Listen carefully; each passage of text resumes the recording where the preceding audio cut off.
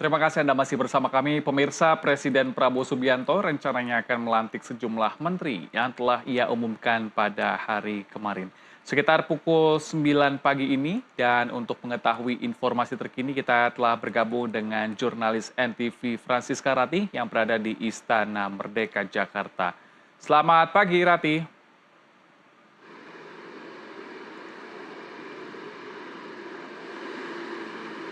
Ya, Rati, Rati bagaimana Anda bisa mengabarkan kondisi di seputaran atau di kawasan depan Istana Merdeka jelang pelantikan Menteri Kabinet Merah Putih pagi ini?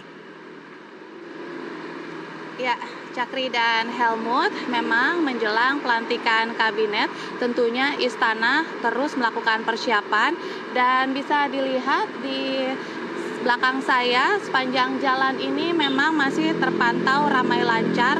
Aktivitas tampaknya masih berlangsung seperti biasa, belum ada pengamanan ataupun jalur barikade begitu di sekitar istana menjelang pelantikan kabinet yang baru, di mana pelantikan ini akan dijadwalkan pada pukul 10 waktu Indonesia Barat pagi ini. Dan memang suasana di belakang saya ini di istana masih terpantau sepi, namun tentunya persiapan-persiapan terus dilakukan.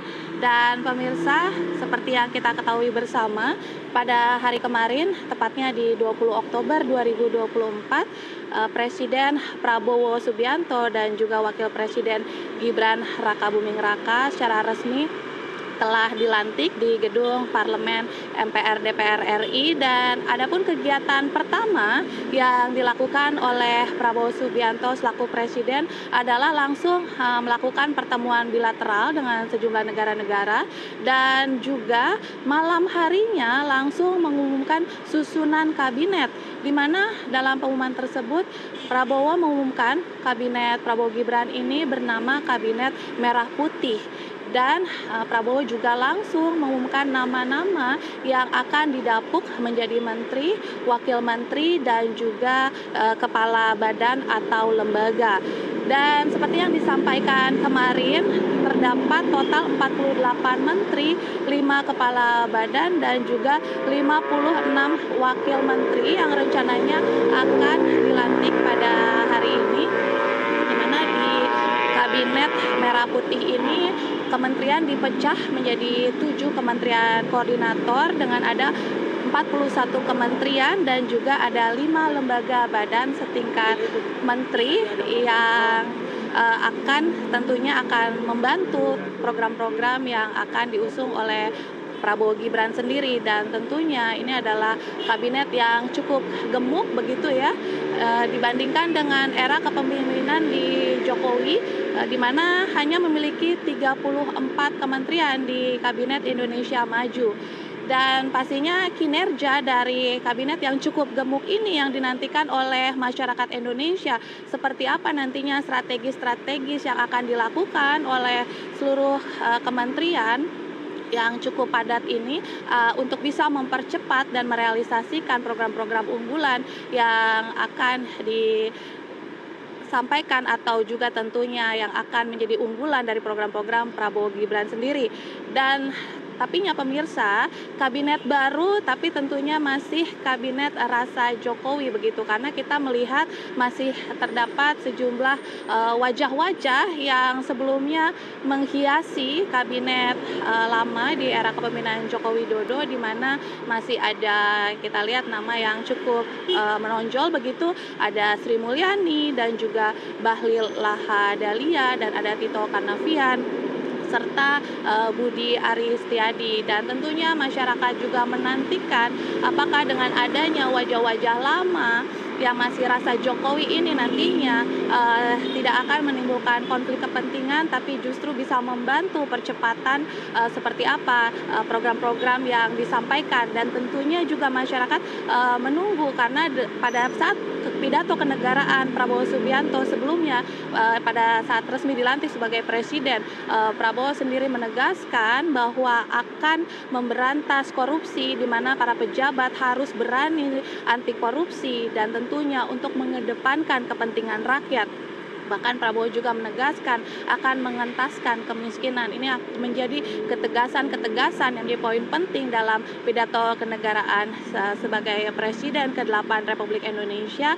Dan tentunya masyarakat menanti dengan adanya kabinet baru ini, akankah bisa menunjang begitu kinerja dari kementerian-kementerian yang sudah disusun oleh kabinet Prabowo Gibran yang akan nantinya bisa membantu kinerja dari pemerintahan Presiden Prabowo dan juga Wakil Presiden Gibran sendiri. Dan kalau misalnya berdasarkan informasi yang kami terima, memang para menteri ini akan dilantik pada pukul 10 waktu Indonesia Barat pagi ini. Sementara untuk wakil menteri sendiri akan dilantik sore harinya pada pukul 15 waktu Indonesia Barat. Sementara untuk kepala badan akan dilantik esok hari pada tanggal 22 Oktober. Kemudian di tanggal 23 Oktober nanti akan dilaksanakan sidang kabinet pertama, dan tentunya ini akan menjadi sidang perdana dalam kabinet perdana di pemerintahannya Prabowo Gibran.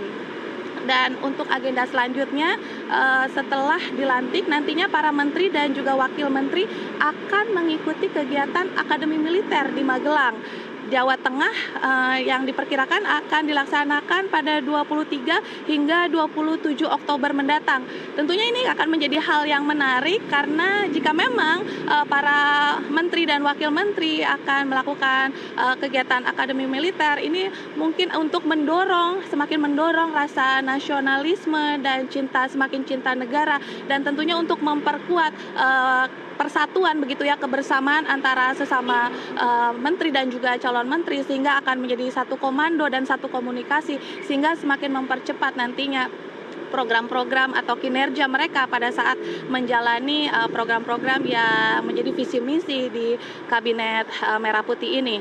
Dan memang sebelumnya para menteri dan juga calon menteri ini sendiri sudah melakukan pembekalan sebelumnya pada tanggal 16 hingga 17 Oktober kemarin yang bertajuk yakni Hambalang Retreat. Sementara demikian yang bisa kami laporkan. Baik, terima kasih Francisca Rati untuk laporan Anda jelang pelantikan Menteri Kabinet Merah Putih pagi nanti. Terima kasih dan selamat beraktivitas kembali.